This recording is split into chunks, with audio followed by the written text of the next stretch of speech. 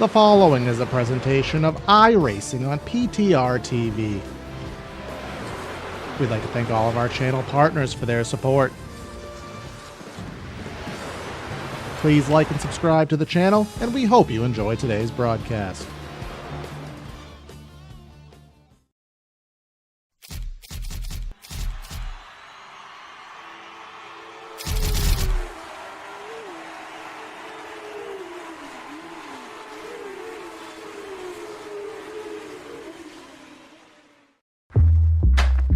Whatever you drive, however you drive. AMSOIL specially engineers lubricants to maximize power, performance, and protection in your vehicles, so you can work hard and play hard with confidence.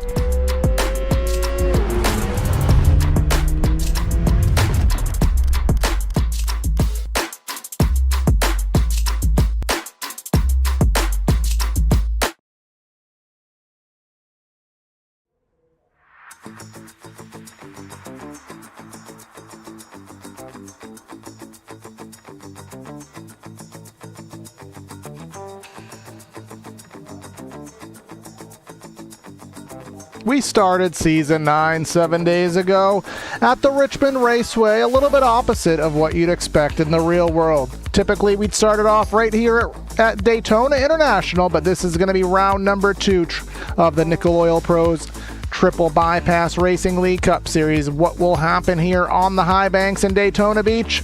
We'll have 85 laps to answer all those questions. Welcome everybody to PTR TV for today's coverage of the Triple Bypass Racing League, again brought to you by Nickel Oils Pros. This is an interesting title. It is the Wreck'em Deck'em Crash Bots 85 for 85 laps around the 2.5 mile speedway. Gonna be myself, Corey Silva in the booth, and in the production truck, Brad Dalton, to help me out here with all of the calls. So the Wreck'em Deck'em Crash Bots, I think that is the largest number of syllables ever in a racing title.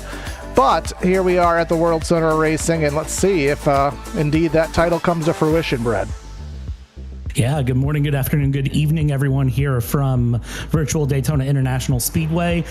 I've seen a lot of this track over the past week. I spotted Thursday night for the Xfinity Series for Zach, face that you may be familiar with if you watch Elbows Out on Wednesday nights.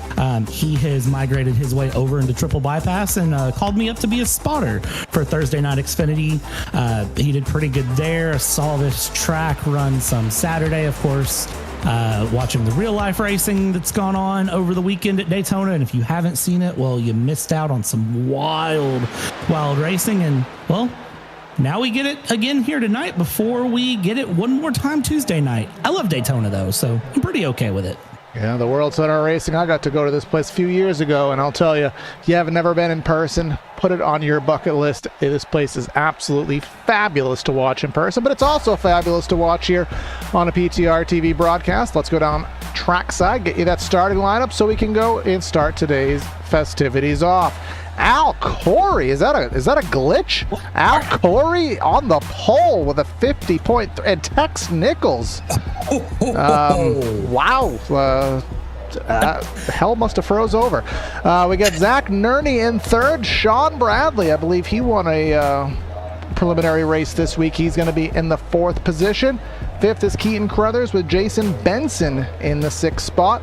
7th finds Howie Burrows, our race sponsor out of the UK. Hopefully he's got himself a bottle of water, with Dylan Friedman in 8th. 9th and 10th we have Ward Fisher, and then Daniel Williams. Going on to P11, it's Jeremy Brown, and then it's the Corgi, it's Ryan Hyatt in P12. P13, the cat behind the dog, Derek Catt from Dayton, Ohio, with Donald Ristow in P14. Michael Hopkins in 15th, and what do you know? Popeyes, Fast Chicken Motorsports, Ben Harcum in P16. Matt Parasini finds 17th with Mark Jarrell in P18. P19 will be William Emert and Steve McClendon in P20. And we go back to 21st. We find Michael Seymour with Brad Kress, Big Ridge Boys Racing there in 22nd spot. Matthew Epting in the Pikachu Charmander mobile, and then Elton Wu, the Wooster, going to be in the 24th spot. James Honeycutt, 25th. Matt Harmon out of Martinsville in 26th. We got Josh Corner in 27th. Alex Squire, the Waffle House Camaro, in 28th. Rounding out our top 30 out of 38 entries, we have Kyle Dewey do it from the 29th spot. And then Mark Herzog, the California native, going to be in P30. Finishing out this lineup here, Ty Bass will fish his way out from 31st, see if he can find his way to the front. Keith Hanlon in 32nd place with that pumpkin car. Miller Lite Cameron Kane in 33rd with Coca-Cola. Nicholas Deal will deal from P34. P35 here on the night is going to find Anthony Suarez with Sid Kasheshian in P36. Oh, I cut it off early. We have Jacob Bettis in 37th. I'm not trying to be disrespectful to Mr. Jacob. I just read the amount of drivers wrong, but that is going to be our starting lineup here today. Our race details are going to be as follows, I think. Nope. No, they're not. We have, oh, there it goes. Just a little bit of a lag time there. We have 85 laps. Stage will be at lap 30, and some changes we'll talk about with that in just a second. Our 3 sets of tires, which is pretty nominal here at Daytona. 1 backup car. Our fixed sets fit 22 to 25 laps estimated there on our 55% fuel load. This is going to be a fun one to watch here as they go through. Corey, I'm going to steal your words here. We kind of know how Daytona is going to go. We know this is going to go some way, somehow, some by golly way. I just hope that we make it through the stage before it goes the way that I'm expecting. Thursday night, again, if you didn't see it, you weren't there. There's a photo in the Discord, and I count about 20 Xfinity cars Thursday night that found the wall. Yeah, I'd rather in not. One incident. I'd rather not do that. I did make my my opinion of the style of racing well known, and the drivers know it. So hopefully they make this as easy and entertaining on us as possible. Emphasis on the entertaining. 85 laps, again, that stage at lap 30. There will be a pit stop before the first stage because, and they won't be able to save that much, so it'll take that much next gen out of tonight's efforts. But that pace car will take that hard left into the safety of pit lane, and the Daytona International Speedway will let loose 37 next gen automobiles. Green flag in the air, the Crash Bots 85. Hopefully that title does not happen and we get some clean racing here tonight. It definitely looks like everyone's going to at least get going here decently. We'll run it into turn 1, and Al Corey up in the front.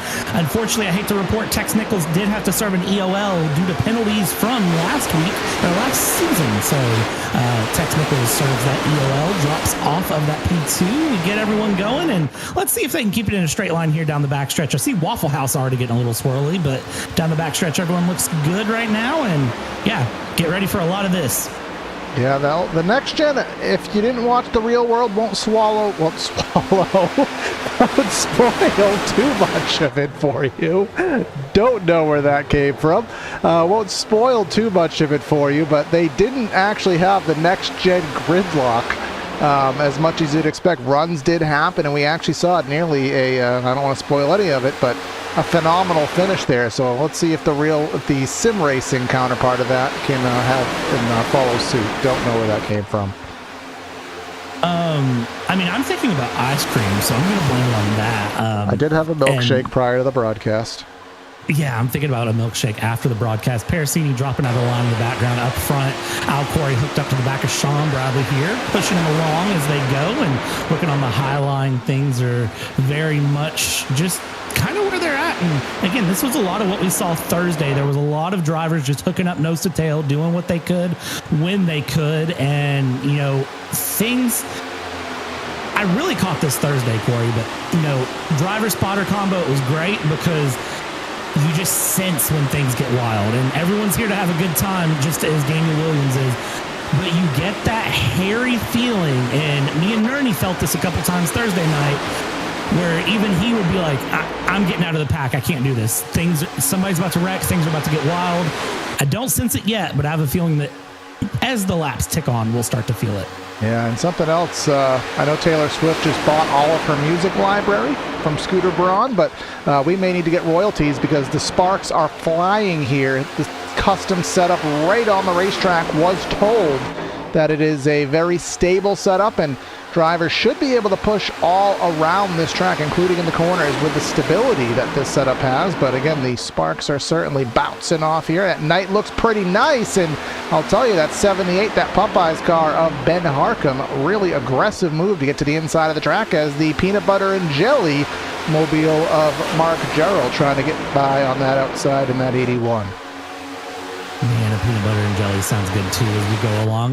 They make me hungry. That's all there is to this at this point as we go through. And the Alani car is one that we got to watch out for. He might send somebody to the hospital if we're not careful.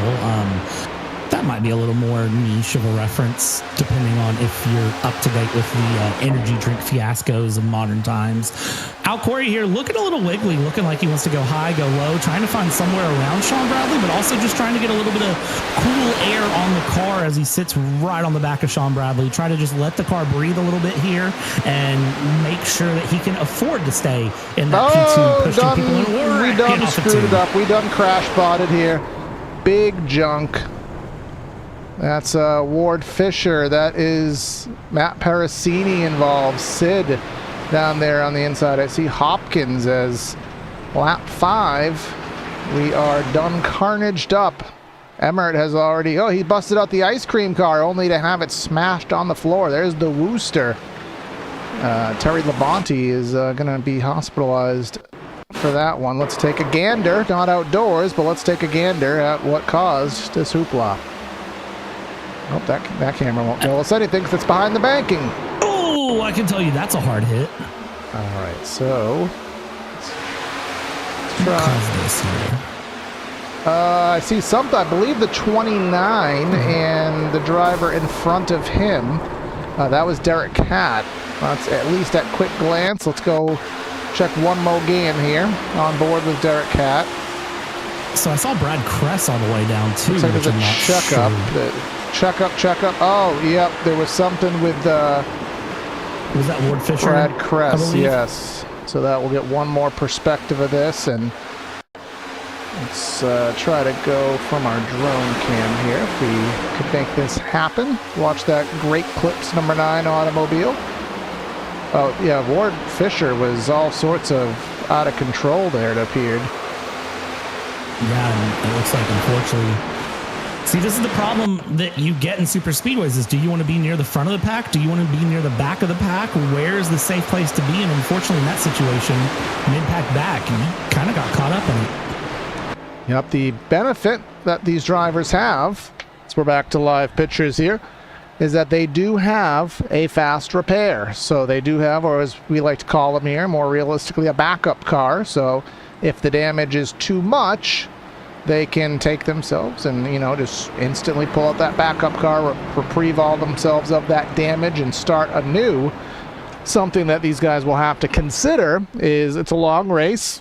There's no inkling that that's going to be the only wreck. Do you think that it's worth doing now and that you'll be able to continue on clean for the remainder of the event? My gut says yes, but reality tells me no. So, with that being said, I'm going to be real honest. I want to be in the top 10 right now if I am a driver. I want to be up and forward and through. And I know our caution counter in the YouTube chat, I was just kind of peeking at that. Alex Squire, he had to use it already. As did the 81 of Mark Gerald. He had to use his backup as well. Yeah, if the car was still drivable, I probably would not have used my fast repair yet. I would have held on to it till later in the race, but that's me banking on a couple more cautions happening tonight. Well, remember, we have a guaranteed caution on lap number 30. Oh, actually, that brings up a good point, a good talking point. They did change the stage protocol here in Triple Bypass. Before, it was a little bit different than normality, in the sense that if the stage came out at lap 30, it would actually come out at the start of lap 30 at the completion of 29. We are going to more emulate the real world, so the stage will come out basically on lap 30 plus 10, until the 10th position completes lap 30. So that will kind of add an extra lap of racing to it, if you want to say it in that context. But it also can affect the strategy, because most of these drivers did not pit. The top 7 did not pit. We estimated from Al Corey around 25-ish laps with a couple laps of caution. Maybe you can go 27, 28, but can you make it to 31? That might be a little bit of a stretch. Well, Joshua Corner just confirmed in YouTube chat they will have to pit before stage to fuel. Just confirmed that as we're under caution. So, I mean, that's coming from the P6 driver. That's coming from the horse's mouth, I'd say. So that tells me that they know they're going to have to pit again. And I would say the most dangerous thing here at Daytona, beyond being 3 wide all the way around lap after lap after lap, is probably green flag pit stops. So if you do the math on this, it's going to be an interesting night. Yeah, because the thing about pit stops here at we've kind of changed the terminology, Brad. They're not necessarily plate tracks anymore because of the tapered spacer and the engine configuration. We just call them drafting style tracks. The thing with these drafting style tracks is I just completely lost my train of thought. Sorry, my old man groan there probably threw you off. Drafting style tracks. You got to have friends. Is that where you're going with that? Yes, look at, see, that's how we've worked together enough. You're basically at the mercy of what everybody else is doing. I know there's been times where I've had the best green flag pit cycle of my racing career, and that actually worked against me because I got such an advantage on the drivers that I pitted with that they blew right past me and I lost the draft. So you don't want to speed too much. You want to make sure you don't lock up on entry and get down to that 50 some odd mile an hour speed limit, blend into the pits, exit on the apron all the way to turn 2. A lot to do from high speed down to slow speed, but hopefully we get to have some green flag stops and they're not all behind this safety sedan. I think it will be here as this iRacing pace car is going to peel off into the pits. A little bit of a late pull off there, but iRacing loves to do that as we come through. Hit the Geico restart zone here at the World Center of Racing. Green flag is out from Barney. We are underway, and look at that. Keaton Cruther's immediately giving Sean Bradley the shove of all get-ups, trying to get Al Corey lost back in the pack. Al Corey will drop down and take 3rd, and we're green flag racing. Yep, heading off into turn number 1. Howie Burrows there. If you don't know what that paint scheme is, you're too young. Brad, you have any idea? Not off the top of my head, it's been a long day. The old Daytona USA arcade game, which is actually why if you played any NASCAR console game or any NASCAR game prior to about 2001, you couldn't race at Daytona International Speedway because Sega actually had the license locked up for their arcade game. It wasn't until 2001 where other games got the Daytona license. But yeah, that's the old arcade game there. Super fun throwback there for Howie Burrows, our sponsor of today's event here. But this, since this restart has occurred, we are very much single file, except for Derek Catt in the 29 car, that Justin Allgaier Junior Motorsports Cup car. Remember that one Cup race that Junior Motorsports entered at Daytona. Going through here, and you can see how the pack is starting to spread out a little bit more, but also it's going to accordion. It'll compress its way back in. You see Derek Catt dropping back to Herzog, because honestly, even though Catt is going to lose some positions, it'll be more beneficial for him to get back there to Herzog, hook up, and then start using the draft to move forward. But that Highline just has no momentum right now, honestly.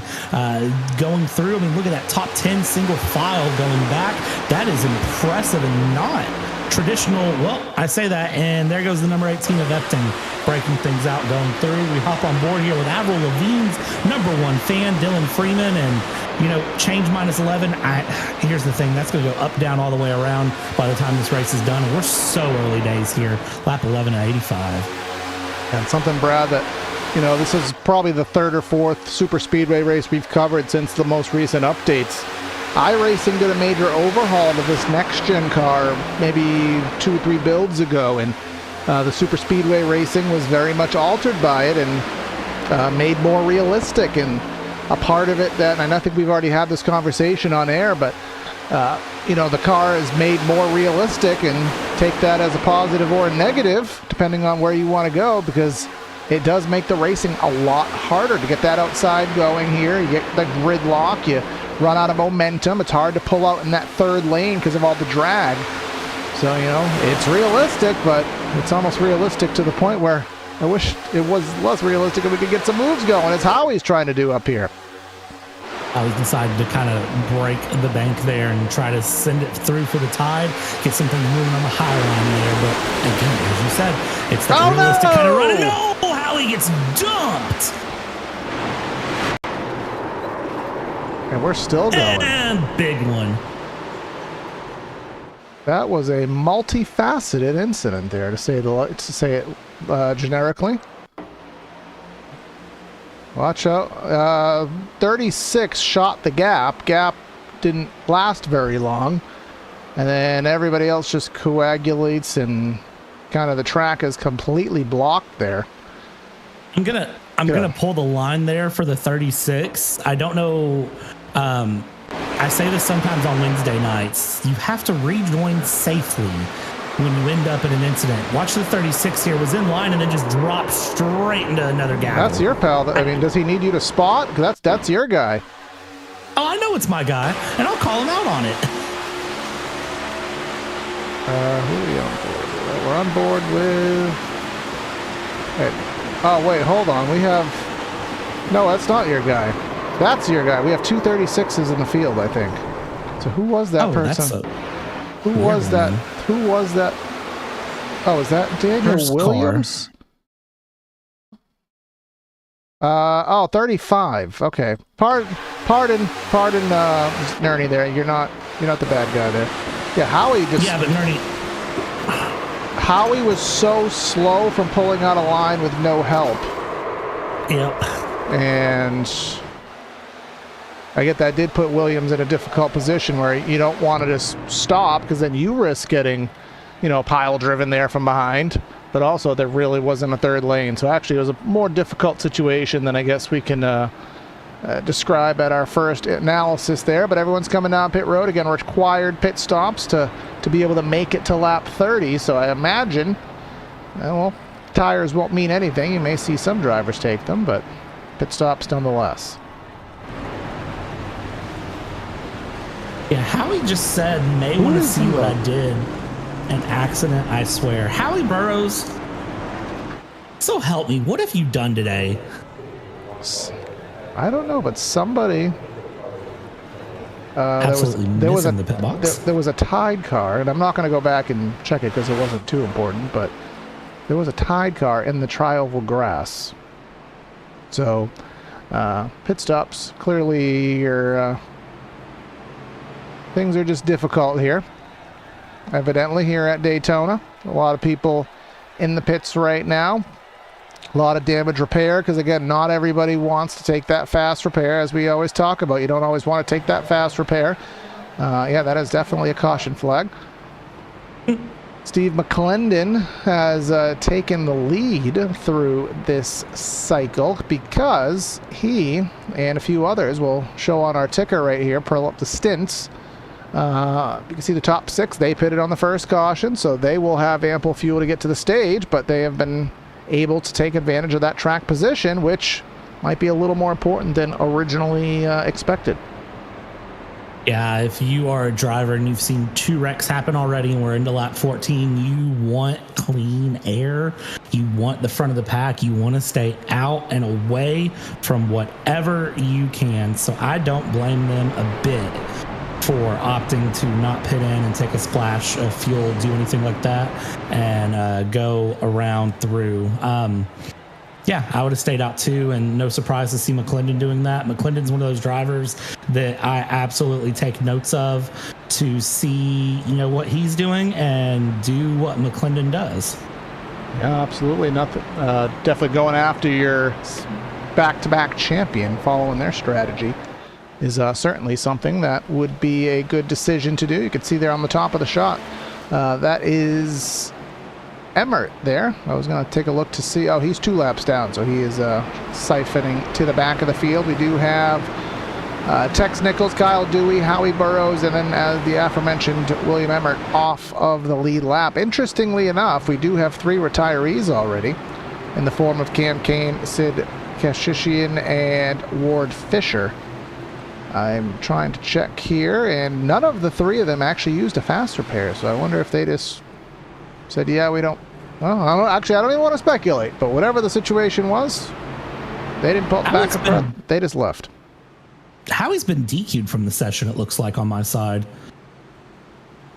Well, then.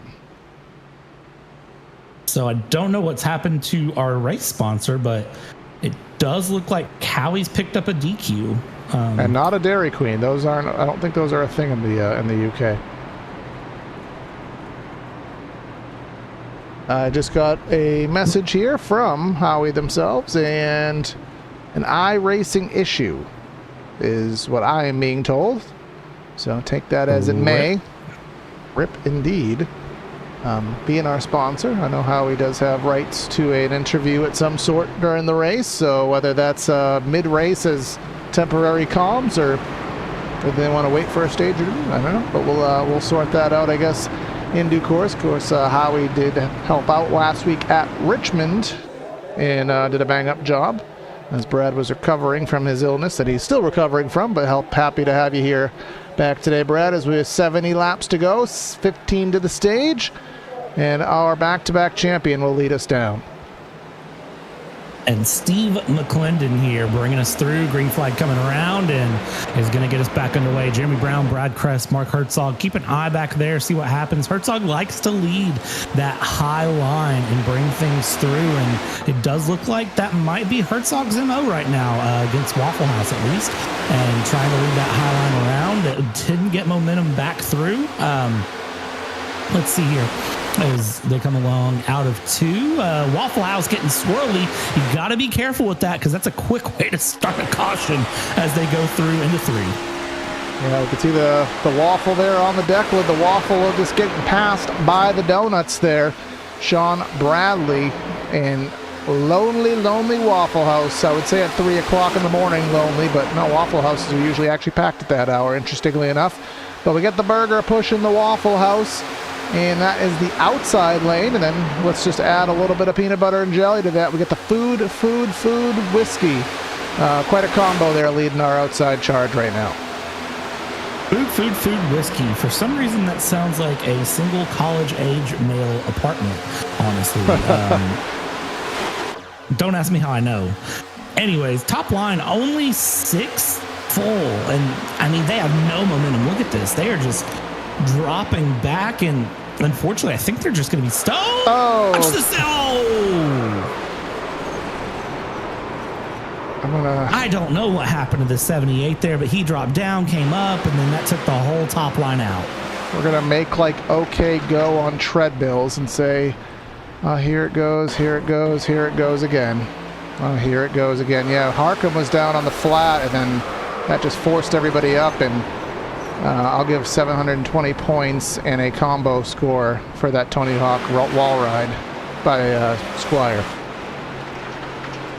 That was so, unfortunate. Yeah, Herzog, Squire. Let's try to deduce why Harcum was down on the flat entering 3. That's kind of what stacked everything up. It was like the car just snapped down. I don't have a solid answer. That was so weird. Do you have a liquid answer? Potentially. Oh, he backed up for the checkup, and I think he was just in the middle of a... There was a checkup up front, and let's watch rears with Hopkins. Yeah, I think the checkup, when the checkup happened in the front, I think it just caused kind of a weird little netcode-y reaction to his car. And then everybody else just, unfortunately, didn't have any time to react to it. So, puts us under caution. And, Brad, you left the door to the booth unlocked again because a wild Howie has appeared. Let's be honest, Howie's had the keys to the booth for a while. No surprise to anyone there. Howie, you're already out of the race you sponsored.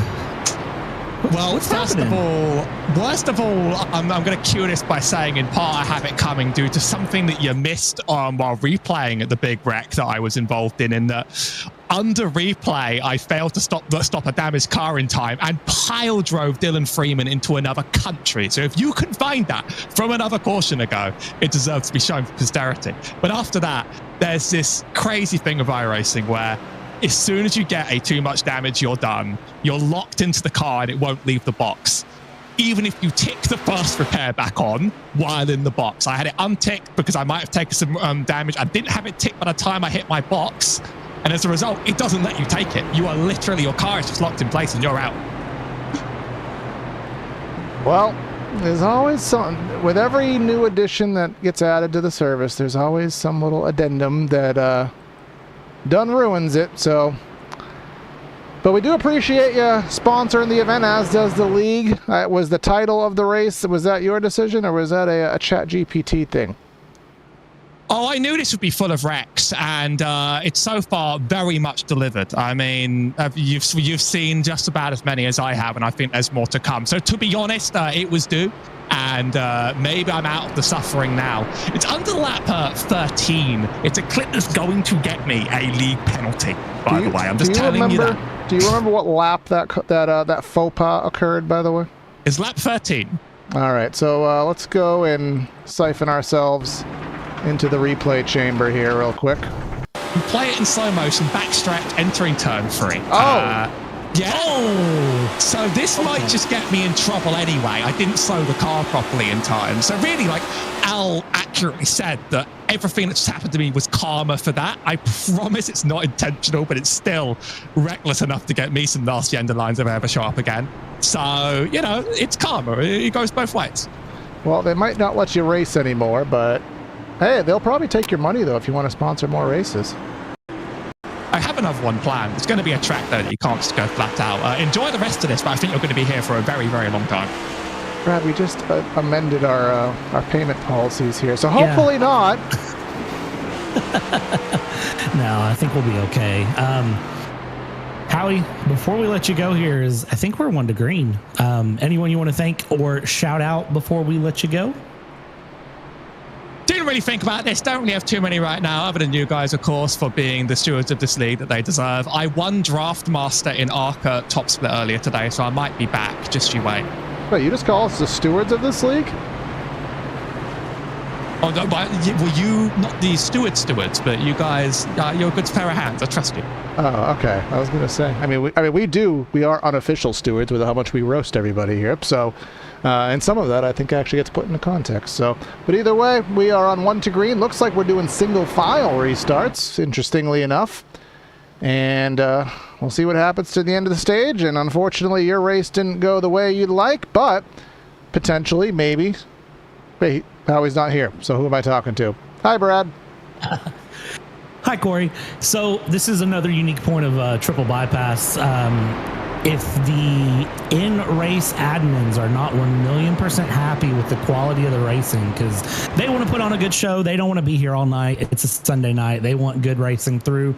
If they're not 1,000,000% happy with how things are going, they will throw single file restarts out and kind of use that as a kind of a drop kick to the drivers, you know, kind of send a roundhouse kick around and say, hey, you don't deserve double file restarts. You get single file restarts until you can race. And I will say I've already lost count of cautions within lap 20. I think 2 within 20 laps. They're probably not happy, but I see checkups happening in the back of the pack here on the single files. McClendon takes us through the restart zone. Yeah, I saw something there. I tried to click to it, got the wrong camera, but yeah, single file restart. And I guess fortunately and unfortunately, you know, I appreciate the effort, but Daytona just being a kind of a rubber band track, it just means it'll take 2 laps and we're back to where we started. But the effort is certainly there in principle, which we do appreciate.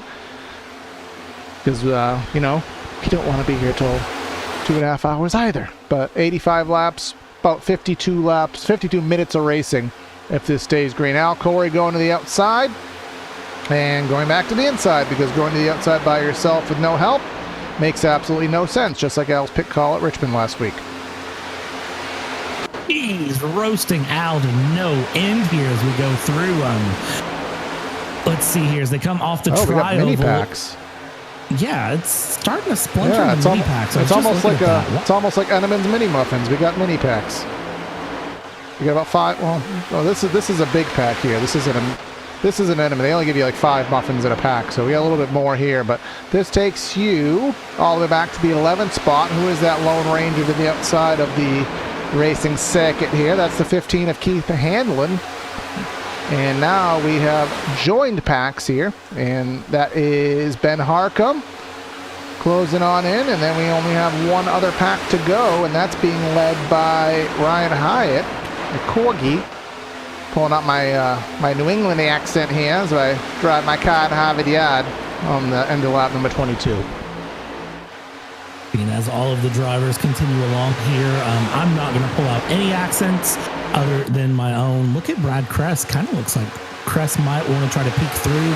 I see back in the back, Parasini has hooked up with the 16 of Joshua Corner and is going to start pushing along. But again, in the corner, he's pushing him in the corner because his last name's Corner, and they were turning. Corey, is it past your bedtime, buddy? Actually, I mean, on the average day it is. Yeah, I'm usually out by about 9:45 on a non-broadcast day, but I do like my puns.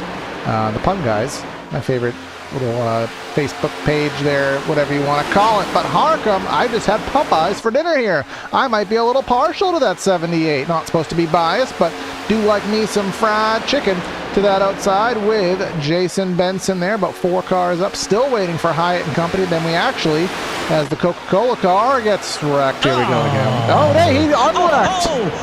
And then wrecked. They literally saved it.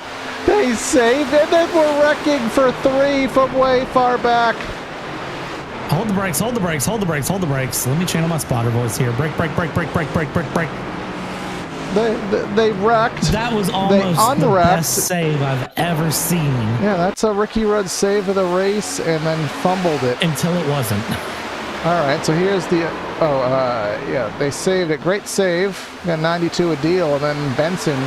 to the outside. Let's just try to get one more perspective of the initial faux pas. I just want to understand how the second together happened. Once the 92 saved he went to the outside. So who is that? The 18 we need to put some attention to. The 18, Matthew Epting. Hey, why are they... What happened to them? On board with Epting here. Push, push, push, pushy, pushy, push. He went up the track when Beal was already there. Yeah, and then so the 92 lost it, but then was together, and I'm just confused how the 92 ended up back up into Benson. I'm confused how that part happened. This is Benson right here. Because my only assumption is that the 92 forgot they were 3 wide, but or just let go of the wheel. I don't know. I don't know either, Brad. But we will probably not get any pit stops. Probably have about a green-white checker to get us to the stage. For those of us who did not get to attend or watch last week's race at Richmond, these guys always put on a... Wait, Howie's back on the track. 11 laps down, mind you. But these drivers, so admin puts on a... Let's just make sure we're not on 1 to green. We're not. They put on a race recap video. And good time as any to go ahead and watch it. So we'll be back at the end of this Richmond recap.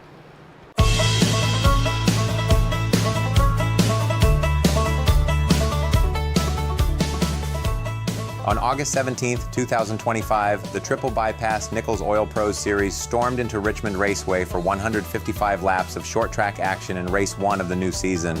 With 5 different leaders and 7 lead changes, the track delivered fireworks and 10 cautions across 40 laps, kept the field tight and the pressure high. The race was sponsored by Daniel Williams, and the Capital City Clash was set to go. Broadcast live on Primetime Racing, Ty Boz, Driving Car 2, pulled off a brilliant charge from 15th on the grid to score the win.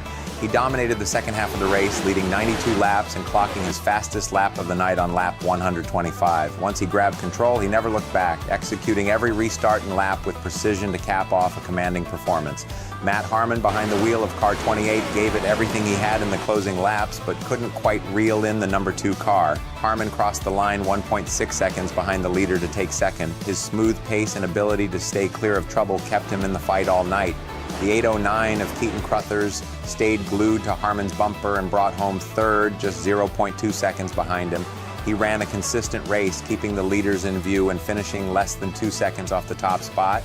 Ben Harcum never led a lap, but finished strong with a fourth, and Nicholas Deal, in a last lap battle, snagged a top 5 finish as one of the night's biggest movers.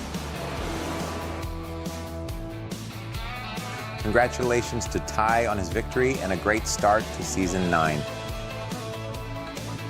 We hope you enjoyed this Triple Bypass Nichols Oil Pros Series recap. We'll see you next time.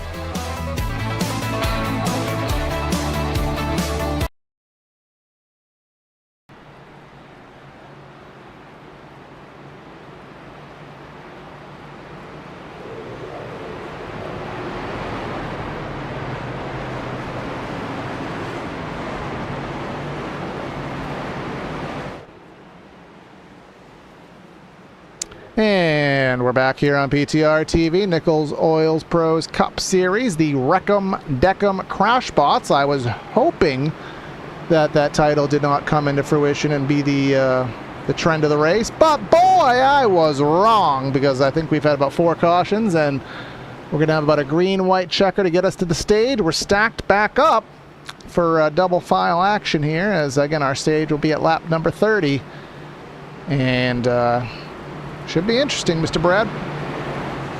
Yeah, welcome back here, everyone. We always know super speedways go one of two ways, right? Like, this is kind of just the nature of iRacing. We all expect it. We know what we're looking at. And I don't know if, you know, some guys just have the cobwebs going, if the Daytona fatigue is real, or sort of where we're at with it. But this has been an interesting one to watch so far, and I'm curious to see how things go. Green-white checker to the stage, and then stage break, and we'll see what happens from there. I have a feeling that things are going to settle down. We're going to hit that weird middle third lull coming up. I say that all the time, Brad, with these, you know, in these races, that we're going to hit that point of just buying laps. Everyone's going to realize, you know, actually, at our stage break, we're going to have our Silva sound off, and I'm going to tell you why I hate plate racing. But oh boy, yeah, I'm going to ruffle some feathers here, but luckily we're all birds, so we have plenty to pluck off. But either way, I said pluck off. But the pace car is going to pull into the safety of the pit lane, and Steve McClendon and Jeremy Brown are going to take us back green flag racing for, I believe, 3 laps to go to get us to the conclusion of lap number 30 for our stage as we race off into turn number 1, double filed up.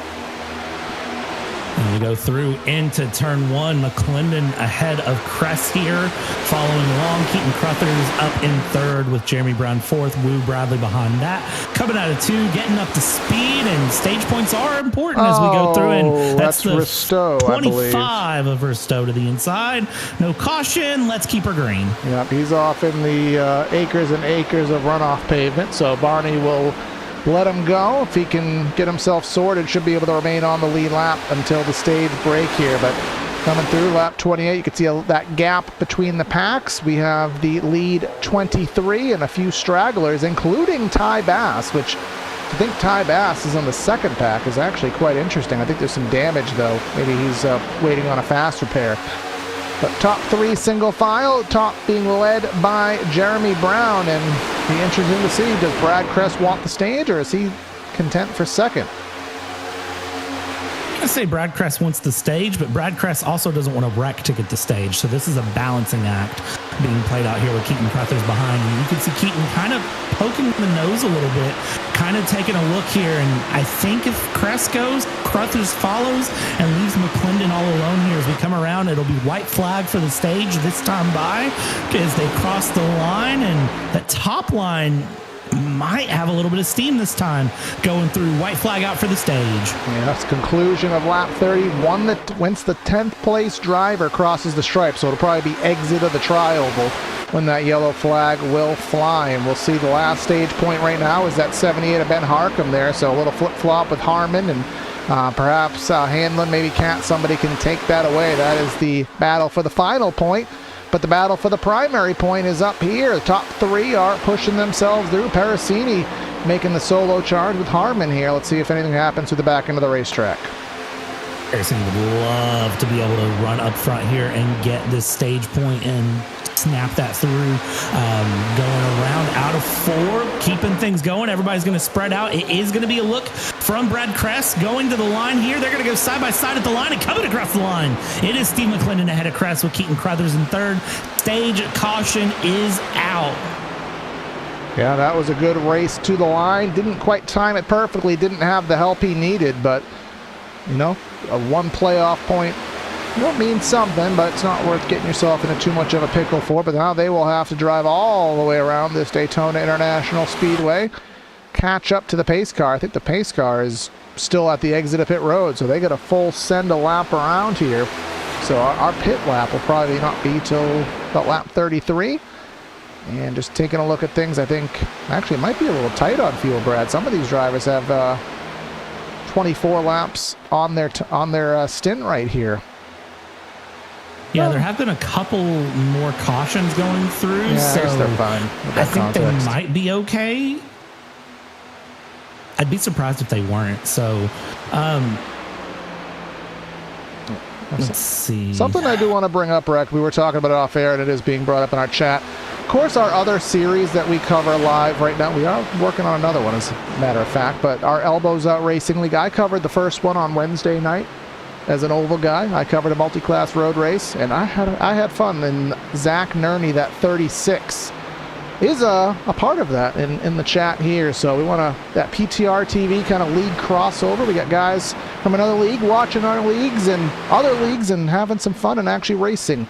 So that is that league camaraderie we'd love to see here on the channel.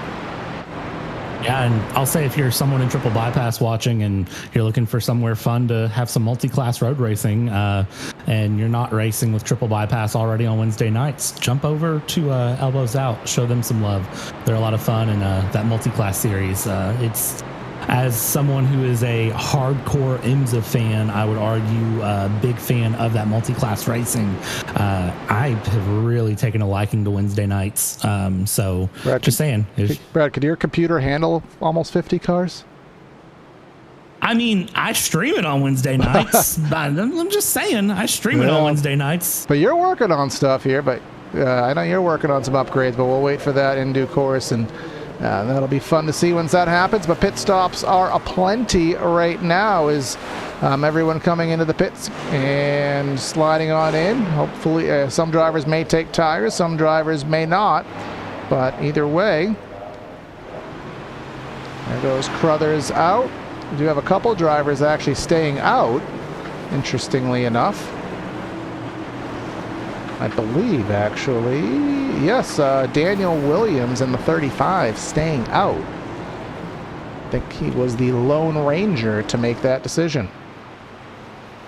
Yeah, I would think for fuel alone it would make sense to pit. I don't know why you would stay out, honestly, for, you need fuel. TV time. Definitely. I mean, tires you don't need, but yeah, I guess TV time as well. Got to pay the sponsors going through, but Howie's up there right behind the pace car, so I just saw Howie's the getting the time. I just saw the airplane off of turn number 2. There it is. You can see it on the left side of your screen on the Daytona International Airport. I'm pretty sure, so back in the day when they originally did that, because when iRacing figured out how to do animations, that plane came in at supersonic speed. And someone actually, and people on iRacing would do this, they actually pixel by pixel, frame by frame, calculated the speed and the angle of descent and realized that that plane was landing against the laws of physics. So iRacing actually had to go in and more accurately depict the animation of the plane landing so that it was realistic. Little tidbits of information. For some reason, it's not the fact that iRacing would animate a plane in the background. It's the fact that someone did the calculations to figure out the speed is what shocks me. Yeah, but it doesn't shock me. Yeah, the at the angle same of time. attack was a little off. But, you know, Daytona, even though this track has been updated a ton of times, this track actually is still in process, as we go on the green, of getting another update for the NASCAR refresh. So that'll be out next build. It's not completely accurate to real life. There's still a pit building here, Brad, from 2007. There's also still grass on the backstretch, which hasn't been there for a few years. Can't wait to go back in January. Yeah, the Pepsi 400 pit building still drives me nuts. There hasn't been a Pepsi 400 here since 2007. So they're going to redo all the stuff. There's some sprint graphics in the infield. As someone who has been here too, but my wife wouldn't miss coming back again. Oh, I didn't get to do my my plate racing animation, my plate racing sound off, but something tells me we'll have another time.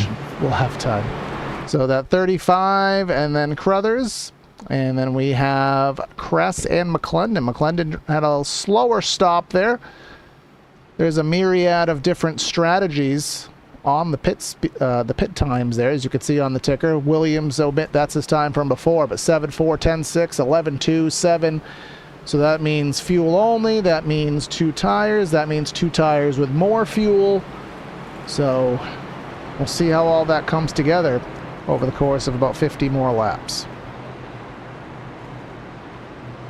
I think it's going to come together pretty well as it goes. I say pretty well, and I have a feeling that 1 or 2 crazy things are going to happen along the way. We'll just have to sort of bide our time, call it as it goes. You can never really predict how Daytona is going to end up. I've seen triple bypass run an entire super speedway with 0 cautions. Wait, what? This was predating stage I thought you breaks, just said so. elbows out. I'm like, elbows out right at super speedway? Oh, I did not get that memo. But either way, pace car is in.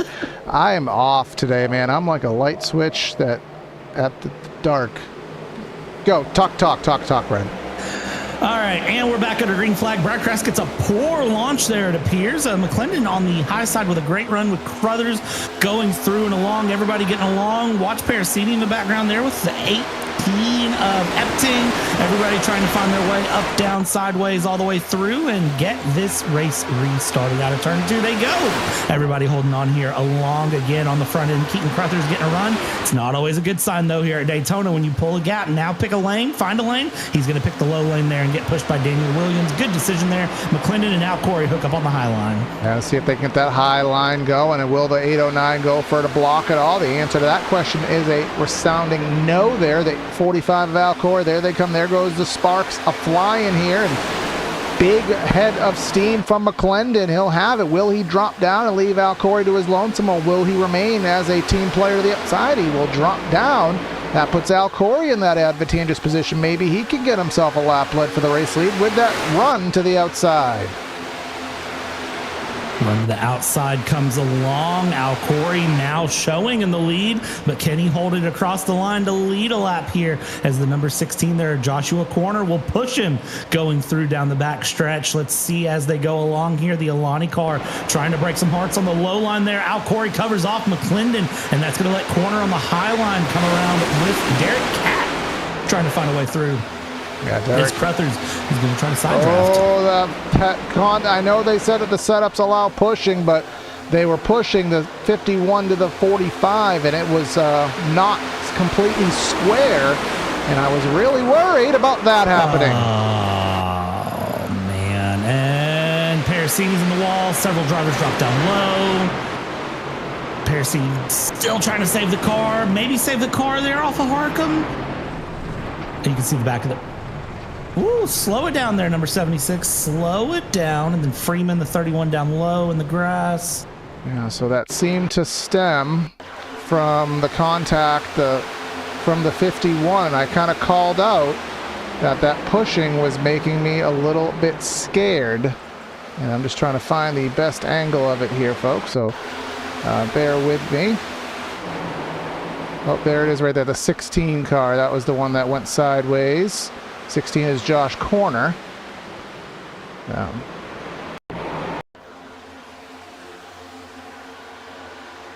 Howie Burrows says this is according to plan. I don't know if it's the plan to justify the race name. All right, so now we have a $1 million. It wasn't anything to do with the 51, so I take that back, Mr. Steve.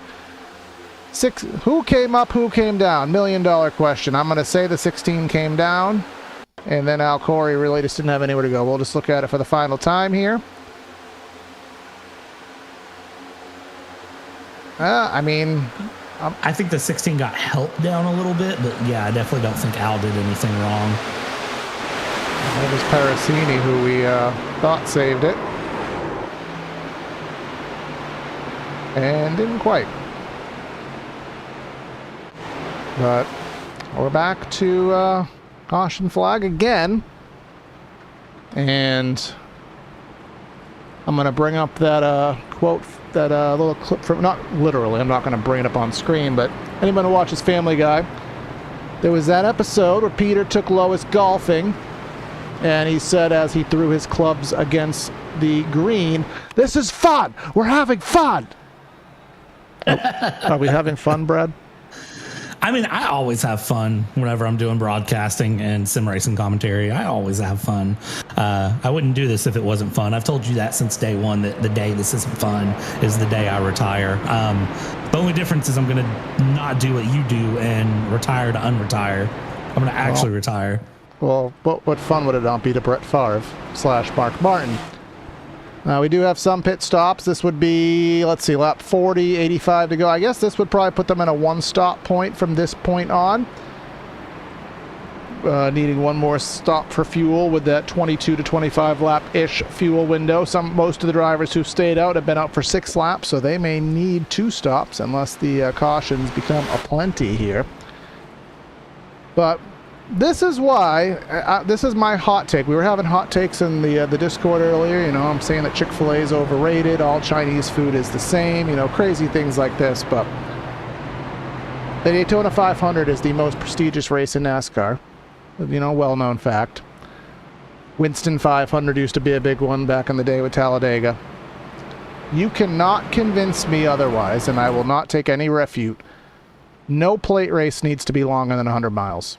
None of these drafting style tracks in their current configuration, and I'll even go back to Gen 6, I'll even go back to COT, none of them need to be more than 100 miles, because literally all the racing is wait, wreck, or it's go aggressive and wreck, or it's wait in the back and then wreck, and then eventually we go 3-4 wide and then we wreck, and every now and then we get graced with a photo finish. But if there's any race on a racing circuit, oval, dirt track, road course, whatever, if there's a photo finish at a super speedway, it's not exciting because it happens too common here. I want to hop off my soapbox. I mean, I hate to say it, but you're more accurate than I think you are. I don't even want to call that a hot take. I want to just call that almost a fact as it goes through around 1 to green goes. I'm also getting fed some information here on the backside, Corey, being told that admin have very much, they're not happy with the fact of whatever caution number we're on. And they have made some very stern warnings in the background to clean this up, get this going. Yeah, we're on 6 cautions here with 46 laps to go. So that's 5 cautions for cause. Yeah, so they are very much, you know how when you were a kid and like your dad would threaten you with the belt, or your mom would threaten you with, like, I don't know, the frying pan, the switch, whatever you got threatened with, your parents would threaten to whip you when you were younger. And they were very stern about it, and you knew it was one of those where it's like, oh, they're not joking, they're actually really upset with me now for whatever reason. That's where admin are at. They've pulled the mom and dad card. I'm getting some takes here in the chat, and I'll have time to respond to one of them. Worst one that I've ever heard, you know, it is what it is. And it's not the track's fault. If they find a way, and I think it's possible, to make this a race and not just a random draft lottery where handling comes in and driver ability comes back in the Gen 4, there was a mix between handling and drafting and pack racing. If you look at Dale Jr.'s 2004 Daytona 500 win, him and Tony Stewart, there was nobody else in the picture. They literally, it was the best cars won the race, and the drivers drafted to the best of their abilities to do it. If they can make the cars handle and make this actually bring, you know, the best car to the forefront, make it 500 miles. But draft lottery, I'm sorry, you're never going to talk me out of it here. But either way, we can continue that on the next caution. Hopefully the next caution doesn't happen. But if it does, we'll continue that conversation here in the Crash Bots 85. Back to Green Flag Racing via Derek Catt. And Green Flag Racing coming around. Derek Catt meowing his way forward here. Al Corey already wiggly on the restart there, squeezing his way down. Didn't really have room. Trying to go up. Didn't have room. Brad Kress with a great defensive run there, but Al Corey, you could see the parachute pretty much out there on the high line. Is not able to really gain any momentum, and unfortunately for him, that whole top line trying to get a run that he isn't able to lead. So it looks like he might get taken around here and sent 3 wide, shuffled to the back of the pack. But as we go into 3, that top line continuing to just sort of be stuck. Yeah, 87, rather 46 or whatever number Jeremy Brown is here today, doing everything he can. And you can see that second pack, if you will, not very formed. It's hard to tell. There may be some strategy to that, Brad. You have Tex Nichols here, who is on the lead lap in the 23rd spot. Risto, remember, he spun through the back straight, all that space down to that runoff pavement. This may be a strategy just to sit back here. Again, this is our series sponsor, Tex Nichols. Check that out, NickelOilPro.com there in the description. But this may be a strategy for the attrition. A lot of these drivers have used their fast repair. So maybe just chill, wait till everything happens, and take advantage of it later in the race. The only faux pas of that, Brad, is, as I was saying in my little rant, if you wait till the end with the strategy to come to the front at the end, everybody is going to be aggressive at the end. So that makes the waiting strategy that much harder, because you can't just pick and choose when you're going to siphon yourself through the field. Indeed, it's one of those that as you go through, you ride the wave more than anything going around. There's not a lot you can really do with it here as we watch that top line still continue to try to develop there. Al Corey going along with Matt Epting, I believe that is there on the high line with him as they continue along. Just 2 by 2 here, and that's really all you can do. Is there's some squeezing going around there. That is the number 18 of Matthew Epting, who is trying to squeeze to the high line, but just also trying to find low, trying to just, I think, really find what line to be comfortable in. And there's not a good answer here, but again, we're only lap 43 of 85, lap 44 as they cross the line. Right now, I think all you really need to do is ride that line for a while and just sort of hang out. I wouldn't force anything if you don't have to. Exactly. It's just trying to, there's still plenty of time. There's still at least one pit stop, so there's no need to force it. Again, where a lot of drivers have already used their fast repair. In the top 10, you have drivers of Matthew Epting in that Pokemon car that to the inside. Already used the fast repair there. You have Keith Hamlin already used that fast repair, and other drivers damaged. And at this point, Brad, there's been so many cautions. Drivers who've gotten damage from their wrecks, they may have already repaired the whole thing. You can get about 2 minutes done under a caution lap, so maybe not taking the fast repair might have actually been a full reprieve for some of these drivers. Yeah, I fully agree with that here as we go through across the line. Al Corey still right there in the line looking through and around, and this is just starting to feel tense. It's starting to just feel, I don't know, nobody's comfortable, and I blame the car for that more than anything. I don't think these cars are comfortable for super speedway racing in general as we go through and around. Out of 2, along we go, and top line finally getting a run here. Can they make it work? Kyle Dewey, can he do it up to the front? Well, for a split moment, he's got the cat's bag around, and let's see if he holds on there, if the Canadian tires are going to strap a fresh way forward.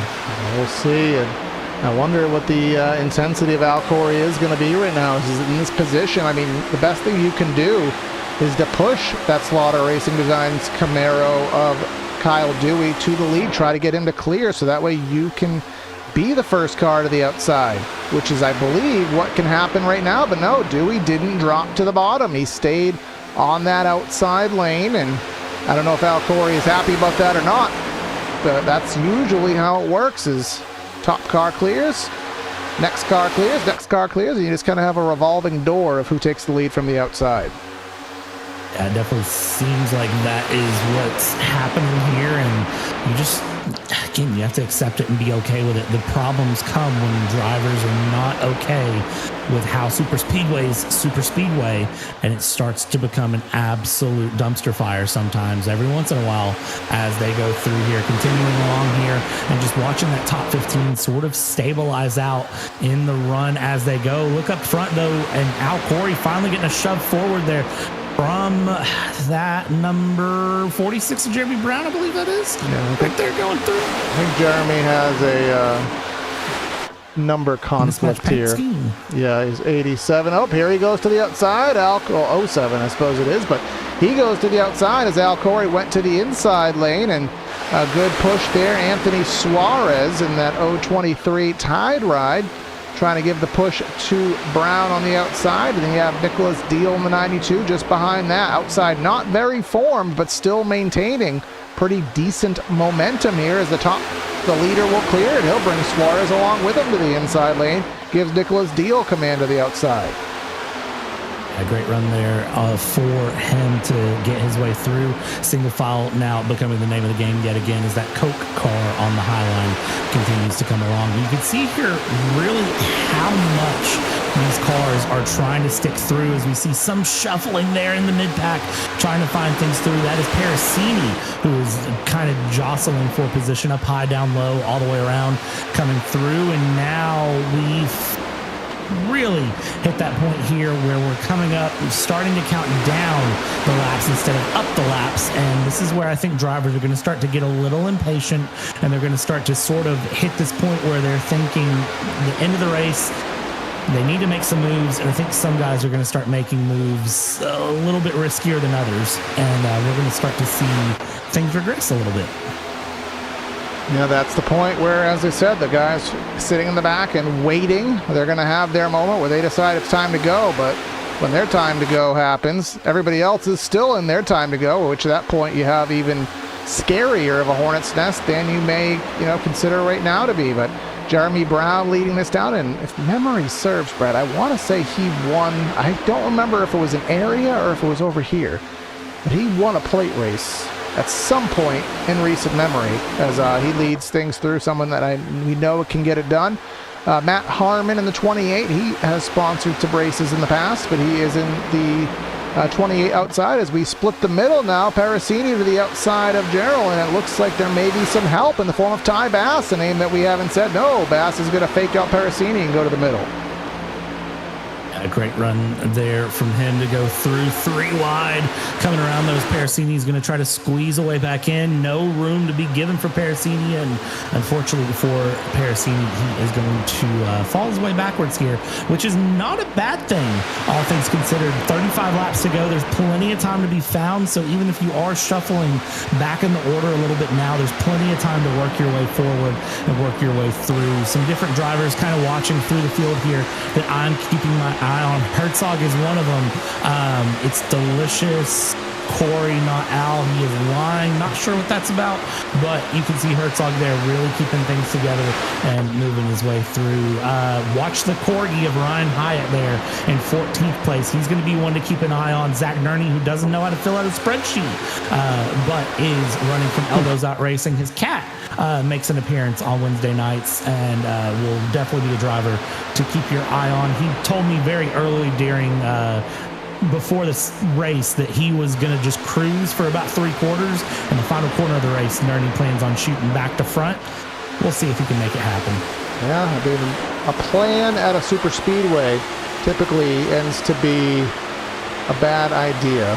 They call me Bull. I think he might be the person that put emojis in there. I'm not quite sure, but that's Matthew Epting in the 18. He's the last driver, or actually not quite the last driver, because that goes back to Dylan Freeman, who's the last driver in the single file. And look at the 7 of Brian Hyatt there, the Corgi Mobile, pulled to the outside, had a head of steam by his lonesome. I thought he pulled out the Mario Kart turbo pad to the outside, getting the push from Herzog there, as that run has since degraded. Now they need to reformulate it on that outside lane as they get coagulated up. And Ty Bass It's hard to believe this far into a broadcast, Brad, that we really haven't uttered that name of that 2 car. Yeah, that's such a weird thing to think about when you bring up Ty Bass, and I'm just like, we haven't talked about Ty Bass because, as you said, Ty Bass is one that normally we bring up quite a bit and is out there and about and really making himself known. But right now, Ty Bass is just sort of, chilling. And I don't think it's a bad thing. I think it's an unusual thing to see, honestly, when it comes down to it. Just to go back and bring up the storyline that I think Howie is insistent that we bring up. Our race sponsor, Howie Burrows, in that number 98 Hornet Daytona USA mobile, involved in an early wreck, involved in a ridiculous faux pas that annihilated Avril Lavigne in the form of Dylan Freeman. And the car was given the meatball that said, you're done for the race. Now, Howie still had the fast repair available. So Howie thought, all right, I got the fast repair checked. I'm in the pits. Meatball sayonara. But no, iRacing basically said, nope, doesn't matter that you have a fast repair. You can't race. You're done. And then, magically, it said, nah, you're good. We'll give you the fast repair. You can go. But unfortunately, that was 10 laps later.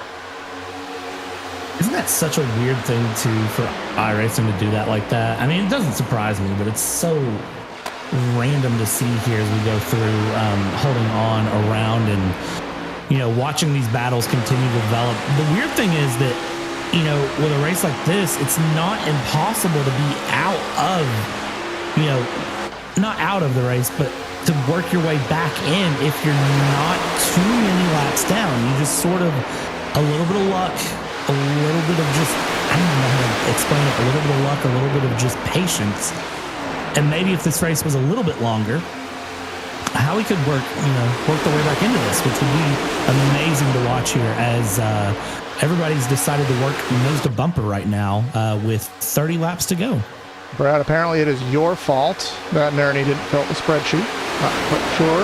I'm just the messenger. I'm not the blamer assessor there in this situation anyways. I usually assess blame quite a bit, but not in this situation here. But I will say that Mark Herzog in that 57 is in absolute mega push mode to the Gecko Hawaii Best Buds Camaro thingy by Ryan Hyatt. Just trying to beat all the sponsors that I can be, but I don't know anything of any of the sponsors on these guys' vehicles. But I do like geckos, but that's not Geico, so I don't know, but I'm not cool. I don't have a good answer for what that Corgi has done either. They transform into a reptile? Or an amphibian? I hope not. Is a gecko a reptile or an amphibian? I'm not sure, honestly. Pop a Goog for us in a second, but one thing, Brett, I want to say it. I want to say it, and I'm so nervous to say it. Let's pull up the stints. Oh, God. We might actually have a green flag pit stop. You've spoken something into existence that I don't know if I'm comfortable that you've spoke it, but we'll find out. For sure. Let's just wait and see what happens here, because this is... They're not racing like it. Remember, we take our information from Al Corey, and that's proven to be accurate about 1% of the time. So he said 22 to 25 laps-ish, so we're going to emphasize the ish. That sounds weird to say. We're going to emphasize the ish. See if that's good-ish. Is that good-ish or bad? It's good-ish, because everyone's coming down right on lap number 25, Al Corey included. And everybody in. It looks like everyone making the pit stop pretty clean here, so I'm quite happy to see that come through, because I was really worried that we weren't going to see everyone get it together, but it looks like everyone has. So as they come through, they continue along, going around. The next cycle of pit stops, I would say, will be just this next green flag around.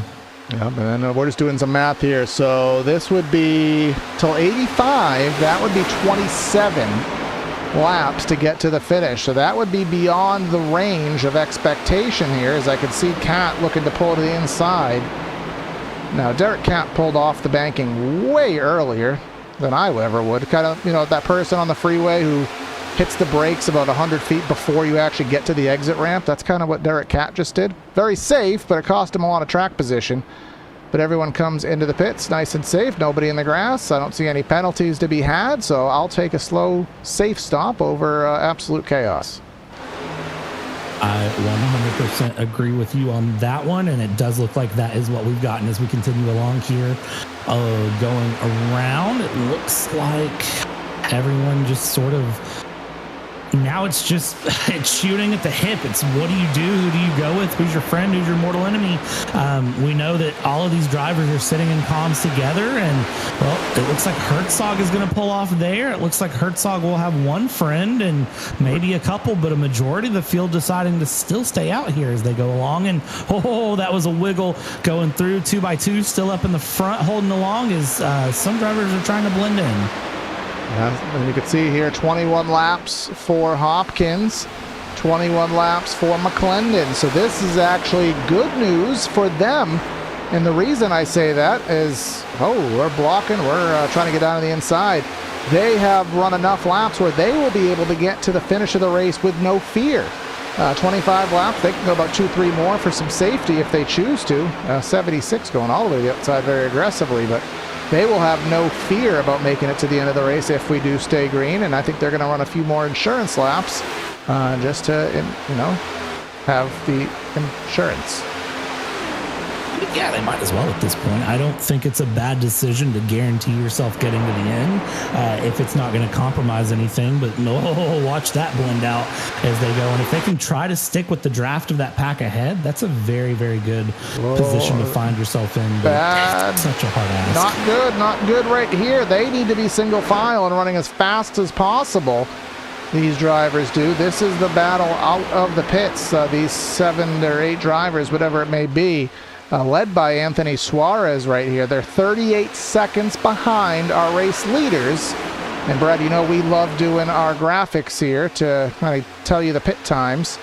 The last pit stop for Suarez was 30 seconds. Now that's not including the slowdown process, and that's not including the run on the apron on the outlap. So probably going to lose 40 seconds to pit, I would estimate. So they're all back in line. They got to maximize these laps to hopefully blend out with this lead pack. That definitely looks like that is the case here. Just following along again to see who can blend where for what. This is where things get really, kind of nervous for me because anything going wrong changes everything, and that is what makes me so nervous here as we blend through down in group of 5 go through. McClendon is in, and again I think McClendon is the one to watch at this point to follow along. Whoa, that's the 15. That's not, you can't park like that, bro. So -1 from that lead pack in the form of Keith Hanlon there, because that pit stop is not going to win any awards. But we still have a couple drivers. Daniel Williams is leading things through here with Corner and Wu. That is the only 3. Actually, no, let's take that back. So Williams is attached to some other drivers, and he's going to come down this time by. Corner is going to need to gain some time. I think Wu is going to go Steph Curry deep here, trying to close in from 3. And he may have just done enough to do that. Definitely looks like he did there. Great run from him as he goes along and continues through. McClendon out and about on the racetrack here. Let's see. I talked about this, Brad. I talked about this. Getting the best pit stop is not always what you want, because what's going to happen? He is going to get annihilated by these drivers and probably get put from the leader of the pack, probably to last, because he did too good of a job on his pit stop. Yeah, I don't know that that's a bad thing, all things considered, though. We're coming up on 20 to go. So I think even if this is a case where he kind of drops back in the feet in this pack, this group, I don't think that's a bad decision. I don't think that's a bad thing right now. All right, let's see how they blend out. It looks like a fall back at least to 5th. Elton Wu, he fell back to lost the draft, but here they come up front. They are spaced out here. Williams tried to force himself to stay in the pack there, and I don't know if he's going to have enough moo juice in there to stay with him. Oh, it's ever so tight. What's the gap? What is the gap, Brad? 0.6 of a second. He can't lose more than 0.7. After 0.7, you ain't getting it back. No help from the back, so no, he's going to make it. I think he's going to make it. Definitely looks like he's going to make it here as he continues along. He's trying, he's going, fighting as much as he can here, going through. And let's see what happens. Parasini's in a great position right now, I have to say, running P2 here and continuing along. Let's see where he goes around. These are just, we're 20 to go, and I'm trying to do the calculations of who's going to be where with what, and I don't know, because again, anything can kind of turn this race upside down. Well, yeah, Brad Kress, Kyle Dewey, Zach Nerney, they're going to be 27 laps when 25 is the longest anyone has gone. I mean, you're going to have to go ultra fuel save mode or, hope for a caution flag. And I'm not going to utter any more words about a caution sequence because things are doing positively now, and I don't want to be the one to say anything otherwise, but you have to plan on it going green. And if that's the case, it's easy to say fuel. Let's say, let's talk about a driver I haven't talked about here. Focus on someone different here. Matt Harmon, someone that we haven't talked about much today, but he's mid-pack. He could save more than the average Joe right now because he has drivers in front of him, drivers behind him. Realistically, could probably be about 70% throttle, 60% throttle, and be just fine. Yeah, and it is interesting to kind of watch and see where he's at, what he's doing, and where these drivers are picking their strategies, what it's putting in. As this pack is starting to accordion itself back together, which is really interesting to see here as we go through, looking forward and back. Ty Bass finding his way into P8 here with 19 laps to go. Crunch time is starting to hit, and I think some of these drivers might start to feel the pressure as we go. They're going to start to get a little more, I don't want to call it desperation, but a little more brave with the moves they make as they go along, as this pack is continuing to close together here. P8 of Ty Bass catching up there to P7 of Zach Nerney, and will continue to push this run forward here as the 35 of Daniel Williams, lone soldier there on the outside, but somehow not doing bad. Yeah, I mean, you could kind of right rear side draft your way sort of up, but this is the lead 18 drivers. Elton Wu, the Wooster, is tagging onto the caboose here as the 31 Freeman. Looks like he's going to try to make something happen with Williams up there, but 11 seconds in arrears, we find the boss man, Mr. Al Corey. He is being drafted, if you will, by Jacob Bettis.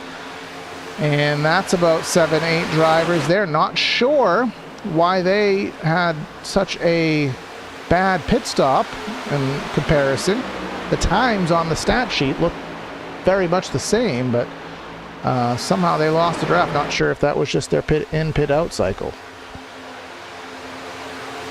Definitely not sure either, but we'll see how that sorts itself out here. 17 to go as they cross the line. We've now gotten back into that 2x2 flow, and I mean, look at this as they push through. Dylan Freeman a little bit wiggly there, once down behind Ty Bass, gets behind Ty Bass. Let's see how they work together if they don't. 3 cars up on the top, but it's Steve McClendon leading that top line, and we know Steve McClendon's smart and fast. We know Parasini is smart and fast, and Parasini's on the low line.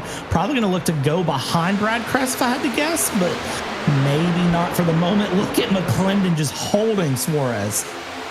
And McClendon is trying to side draft and slow the momentum down of that inside lane, separate the draft a little bit, and that is actually what he has achieved. And now he's going to go side by side with the lead, has the opportunity to clear. Him and Corner can both drop down and leave Brad Kress as the charger on the outside lane, and they will choose not to. They'll choose to stay up there with Brad. I think even Brad at this point can clear. Are they going to try to clear how many of them before they drop down? That's 3, that's 4, and even 5 with Deal. Can we get 6 with Freeman clearing from the top? Answer yes. A great move there from Freeman, clearing around and continuing along. Here we go, out in through the corner, out of the corner they go, and let's see how things shape up. This is where that intensity is starting to build. Things are starting to click through. We're 15 laps to go as they cross the line here, and as you can see, heading out of the trioval down towards 1 and 2, it's single file, but somebody has to start rolling that move up, and I do see Herzog there in the back, and it appears to be with the Popeyes car of Ben Harkham. They're going to start rolling things forward. They're going to start bringing things along, and let's see what they can do to start making a charge. Will anyone go with them? Well, it looks like Freeman's going to dive through, and we'll see how this top pack starts to kind of shatter itself as the race proceeds to end. Speaking of shattering themselves in the race of Sean Bradley, just he is last on the lead lap in that 77. You can see the damage to the left front. Let's just check the graphic. He did not use the fast repair, and I wonder if that was because he thought more cautions were to come out and then just kind of got snookered by the fact that this thing has gone clean for the last 25-30 laps or so. Going to go a lap down. Leaders are going to have to funnel to the inside, 2 and 3 abreast, but should be ample. And kissing the fence there is Bradley trying to get high and out of the way. But that'll put Bradley in the free pass spot, assuming he can stay ahead of Benson. Yeah, and I certainly think he can. We'll see what happens here as he goes through, though. We'll find out as he goes along. It wouldn't surprise me, but of course, to get the free pass, we have to have another caution, which isn't outside of the realm of possibilities here. Coming through the trial, 13 laps to go as they cross the line. McClendon corner, your top 2. Freeman leading the high line here, trying to find a way along into 1 and 2. We go, holding that high line here with the help of the Alani car of Daniel Williams there, who's going to drop to the low line. Good fake out there, and Harkham will now be the one to help if he decides to help. Little bit of a love tap there. I'd say a lot of a love tap there. Yeah, that was certainly a bump draft, but did it in a nice way where he kind of slowed up to the bump and then gave him one. You don't want to just absolutely surge him from about 10 miles an hour faster. That'll get them out of shape there. But look at the draft from the 16 to the 51, but it wasn't amounting to anything because the push from Harkham to Freeman, that was enough to get them to tandem style clear.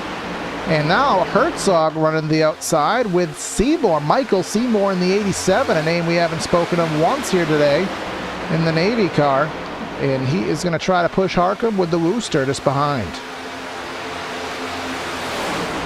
I have a question for you, Corey, because I'm just looking through the stint tracker here and looking at how many guys are doing what with 12 laps to go. Are some guys possibly in the realm of being short on fuel? I mean, like we were saying, it's some drivers. I think the worst ones here are going to be Brad Kress, and we'll pull it up one more time on the ticker. Look for those drivers who say 16 coming to 17 laps. Your Brad Kresses, your Nicholas Deals, that's going to be about a 27 lap run to the end. 28 laps in the form of Brad Kress. 25 is the longest we've seen, and that was the end of what we estimated. So they're going to have to really, really back it down. I don't think they can go more than 50% throttle, but maybe they know something we don't. We'll find out here as they go along. Let's see what happens through. It could be close. Just trying to kind of get an idea of who may make it, who may not make it as we continue along. Going through Al Corey here now, in the run. Now, Brad, look at this. Remember, we talked a little bit ago. This was about 11 seconds. They got it down to 10. That's not enough. They're not going to get there, but they are running really solidly in that single file train right now. Yeah, they're running pretty consistent here, and really that's all they need to do. And again, anything can happen to really shake this up. They've just got to continue chugging along, honestly, is what I would say for them to try to close things up if they think there's a chance they get there, because this is the hornet's nest. This is where things are going to start getting really kind of scary as we go in. We're now under 10 laps to go here as they cross the line out of the trioval. It'll be 9 to go, and what'll get interesting there is when they hit 9 to go, some drivers are going to start to really get nervous. They're going to want to be through, but as you and me talked about, ad nauseum we've talked about it. You talked about it earlier. It's that run out of turn 4 into the tri-oval on the final lap that really matters. Some drivers are going to want to be in the front, some want to be in P2, and as they pick that position, it can make things interesting towards the end. You have to know who's around you and try to gauge the intent of those around you. Are they, drivers that you've worked with? Does anybody owe you a favor? Is there any rival there? You don't want to make that pass attempt unless you are positive that the driver behind you is going to go for it. These next-gen cars, as bulky and draggy as they are, as soon as you pull out a line, it's like you've hit a wall of air and you just basically lose all of your speed. You need someone to help you, and unless someone's already said, I got you, it's such a risk to make that move, Brad. And some drivers, that's what a lot of times leads to single file finishes, is everyone's so afraid to make the move that nobody ultimately makes it, as something happened in Nerney in the 36 dropping back. That is fuel. I'm getting some info here on the backside. Most drivers are short on fuel. So as we watch that, keep that in mind. And this has turned into a fuel run. Who can make it to the end on fuel? Who cannot? And that is going to make things really interesting. Do you have enough in the tank to get to the final lap? And then can you absolutely send it through and make it to the end? This is going to be a very, very hard-fought race to the end. Pit stops. Ladies and gentlemen. Yeah, here it comes. Yeah, we have about 4 or 5 drivers. Kress, we have Parasini, we have Deal and Nerney coming down, topping off. So they'll be able to stay on the lead lap. They'll probably just getting 3 or 4 seconds of fuel, splash and go. Verbiage we don't talk about too often these days anymore, but having a splash and go pit stop here. And again, we were talking about it over and over. There are a certain set of drivers who have no concern at all. And that would be your Daniel Williams, your Elton Woos, and I'll show you on the ticker again. Anybody, the lower numbers, 15, 16 laps, they should be fine. It's the 19 and 20s that we see on there. Those are the drivers that, as we're finding out, most certainly are going to need to top off. Yeah, and that's going to be so heartbreaking for some drivers, such as Harcum, who is right there in the mix, such as Ty Bass, who we haven't really talked about, but is in the swing of the front right now and could be in a great position. This is just going to put this race upside down, and it's going to just make things so hard fought for so many people. Can you do enough to actually save? And I just have to say, Dylan Freeman, I love the backside of your car. That is great. See you later, boy. I don't know enough of the words, at least not on the fly anyways, and you'll be appreciative that I won't try to hit those notes because that just won't happen. And we're coming off turn number 4 here. Somebody pulling off by their lonesome. That's Sean Bradley. He is off the lead lap. His race will not end the way that he would have desired because it doesn't look like it's going to be interrupted the way that he maybe hoped for. Not taking that fast repair, but Daniel Williams leading this thing through. He's one of the drivers that should be fine. Him, Wu, and Freeman, so I'd say our top 3 should be fine. We have McClendon and Corner should be fine. Seymour should be fine. And tail end of the pack here. Nope, we have Kyle Dewey. He should be fine. Michael Hopkins should be fine as well, but he is 14 seconds in arrears to this. Yeah, and that 14 seconds back is just, I mean, it spells disaster here as they go through and continue with more cars. That's a lot more cars peeling off than I expected as we continue along. Ty Bass is there. Herzog. We have Herzog, we have Crothers, and Dewey. I thought Dewey was good. Based on the numbers I saw, I thought Dewey was good. Those drivers who pitted as late as possible, who literally only have about a 23-lap run to the end, 24 laps at the most. We saw them go 25. I don't know, Brad, and it's almost impossible to remember now if any of those 25 laps were under the caution flag, because this is going to be at all these 25 laps will have been at full pace. Maybe that's too much to stretch it. Here comes Harcum. Yep. No friends. He's going deep. I would be very hard pressed if he made it. I'd be very surprised. If he made it, I will be shocked as well here. Going through So now we've got a weird two-stage battle happening. Do you have fuel to the end, and can you battle to the end? Elton Wu giving Daniel Williams a good push here. We might be on for a Dylan Freeman win, depending on how things go. Steve McClendon's going to start looking around here with Joshua Corner in the mix. I think anyone in this front pack has the possibility to win it here in the CrashBots 85 if they can just keep it together to the end. And if Dylan Freeman wins, you can let him know he can play 6 seconds of Avril Lavigne. That's about how much copyright music you can get away with before they strike you. So, but he has to do that before we even have that concern. But here comes Risto coming into the pits. That was a driver that wasn't even close. Actually, I'll take that back. Yeah, he was 23 laps, so yeah, he was going to need about 25. But again, up front, Dan Williams, 22 laps, 23 laps. I stand by the fact that everybody in the top 5 right now, top 6 should be 5, but now they're going to be battling for the win here, coming to 1 to go, with the drivers trying to stay on the lead lap that are just exiting the pits. This is going to be a complete cluster using the draft from your competitors as well as the lappers. That is such an interesting position to be in here, but it's going to make such a difference here as cars are pulling all the way around here. We're going to become a white flag this time by. Barney has the white flag. Next flag will end it here as we go through. Into 1 and 2 we go, and this is just an absolute cluster to watch. Now, Daniel Williams at 35, Alani car, is the race leader. Wu tried to cut down in front of Corner. Corner just about spun him there. Now McClendon, he's going to go to the outside of the track with no help. Now Wu is going there. Now Wu in Corner. Now we're going to go 3 wide. This is the battle for the lead. Omit the first 3 drivers. Going to the outside is Daniel Williams. Here comes the push to the inside. That is Freeman. That is McClendon. Through the mix here, we're going to have to squeeze through, and the 18's going to go around. This is the battle for the win. McClendon has it, I believe. Photo finish, and did Freeman get it? He did. Freeman scored for the win. That's McClendon amazing. did he cross the stripe backwards? He very well may have. That was a wild run with the almost lap down cars in the mix too.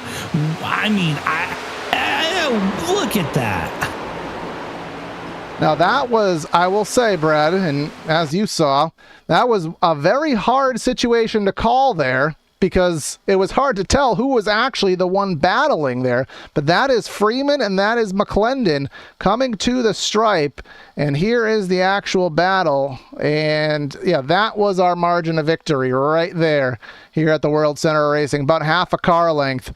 But Dylan Freeman, I said if he wins the race, he can play about 6 seconds of Avril Lavigne on air if he wants to. And I think he may be out of fuel. Just made it with nothing to spare, getting a push from Gerald. And there goes the Pikachu to give him a little thunderbolt attack, but in a good way.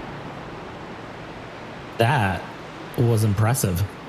Yeah, so ain't going to be any celebratory activities because we don't have Sunoco race fuel for that. So while Freeman struggles to get back to the front stretch to park it in some celebratory manner, let's go ahead and run things through with our finishing results here today from the World Center of Racing.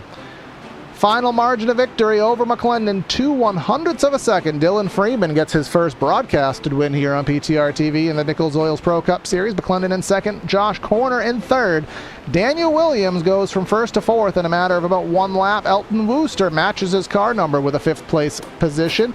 Seymour in 6th, Hopkins in 7th, Keith Handlin gets an 8th, and then Crothers and Ty Bass, the quietest top 10 he's had ever. Moving on from there, P11, Ben Harcum, Mark's hurt. I've done so good tonight, and then I blow it at the end. Mark Herzog, P12. Kyle Dewey, P13. Brad Kress, P14. Donald Risto. Zachary Nerney in P16. Nicholas Deal will deal with a P17. Matt Parasini in 18th. James Honeycutt, P19. And Mark Terrell in P20. And then our next page of results is as follows. Ryan Hyatt in 21st, Matt Epting 22nd, Al Corey back to 23rd, Derek Catt 24th, Matt Harmon 25th, Sean Bradley 26th, and Tex Nichols, our series sponsor, then Suarez, Benson, and Brown. And then our final page of results is as follows. Just to finish it very quickly, we have Jacob Pettis 31st, our race sponsor here in the Crash Bonds 85. Howie Burrows 32nd with a very chaotic day. Emmert, Squire, Kane, Kashinian, Fisher, and Hayden James did not take to the grid. So we'll head to Victory Circle. I don't know if he had to get a push to get there. You could see the positioning of Dylan Freeman, but no donuts to be had. But Brad, I think you may have scruffled down there to have a brief word. Yeah, let's grab a good old beef boy here. Coming what is through. Dylan, welcome to Victory Lane. I don't know what happened. I don't know. This just, I don't know what to say. I ain't never been in this position before. I don't even know what to do. Well, let's start with this. Tell me about Daytona. Tell me about how the race treated you, because things seemed wild up there. Well, got in a wreck at some point. I don't remember where, and was going to pit. And your co-commentator, Howie, runs through my rear end under caution, plows me. And I'm like, well, couldn't get any worse. And then I go to pit a few times later, and I got spun in pit road. But something told me, like, I'm serious. I was like, all these bad things are happening. I could at least get a top 10. I just know it. And then that set us up for me at the pit on lap 38, which made it where all these people at the end that had to peel off with about 5 to go, we could make it. And basically it was a little bit of gas saving and racing and a little bit of luck with those lap cars, getting in certain people's way and not in mine, and it side drafted Steve to the line. And I don't know what to say. I gotta thank Howie for destroying me. And I gotta thank Corey. I love racing with him. He's always clean in every other series. Brad, you should come out at some point and race so I can compliment you if this ever happens again. And of course, I gotta thank Avril Lavigne, the greatest artist of all time. Well, I'll take a thanks for racing clean, because I usually race like an asshole, but I guess I've been nice to you guys. I mean, I don't like the Bluey car, but it races me good. All right, we'll change that for next week. I got Blippi on store. Very quickly, man, I just want to bring it up just because I'm kind of having a team interview here, I guess. From us in the booth, I will say it got pretty complicated there on that last sequence. Try to figure out who's battling for the win, but also dealing with those lap cars, trying to get the draft, trying to get the position off of the guys you're battling with. Were you able to comprehend that in the driver's seat easier than we were? I mean, for the people, I knew who had to pit because I could see when they had pit, what lap.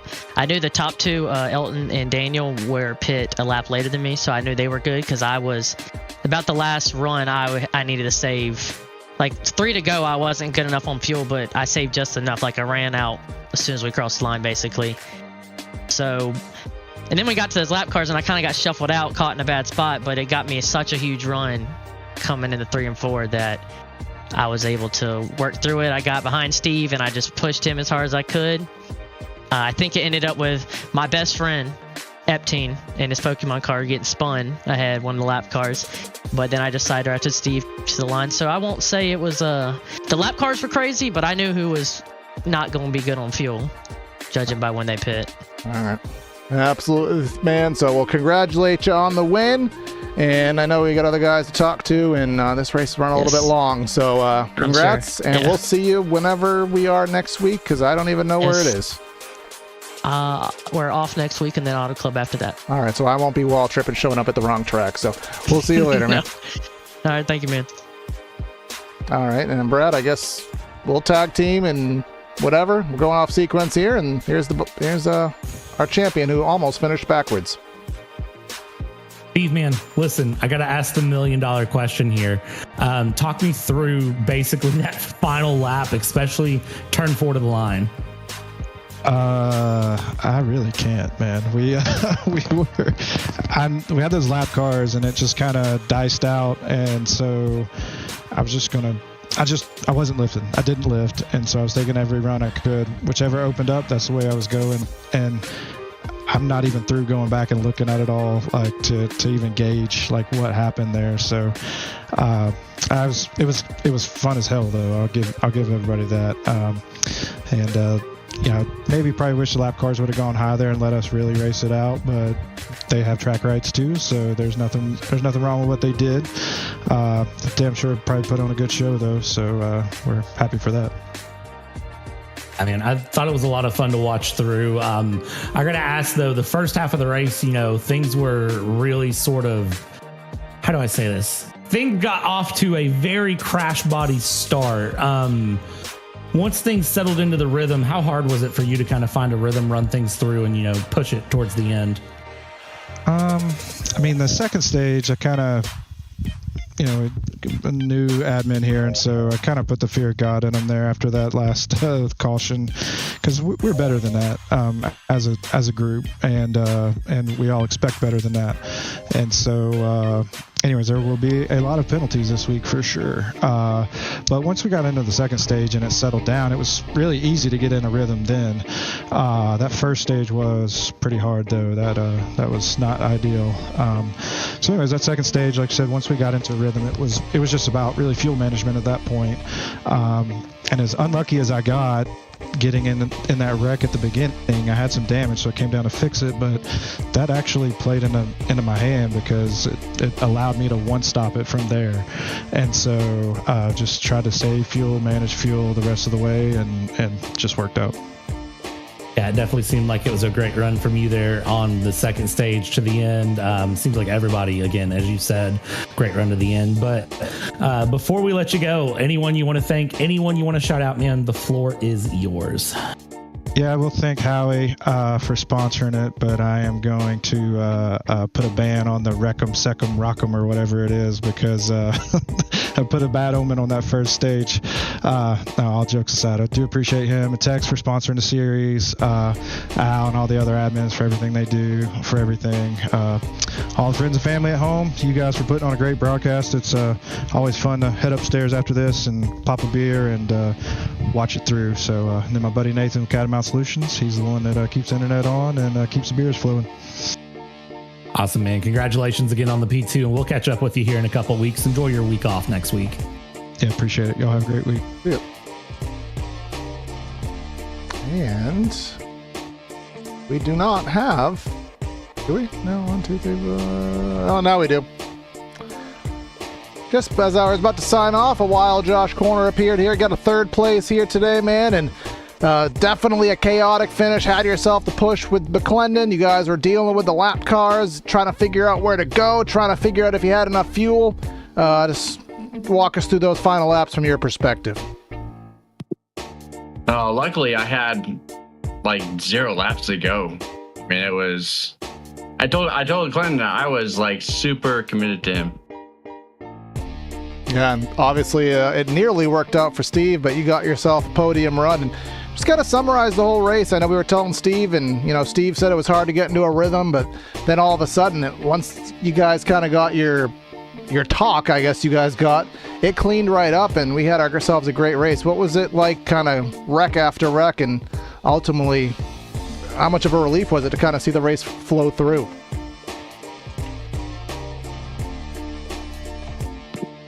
That was a really good relief. I mean, I just tried to stay back as much as I could, avoid all the wrecks as much as I could also.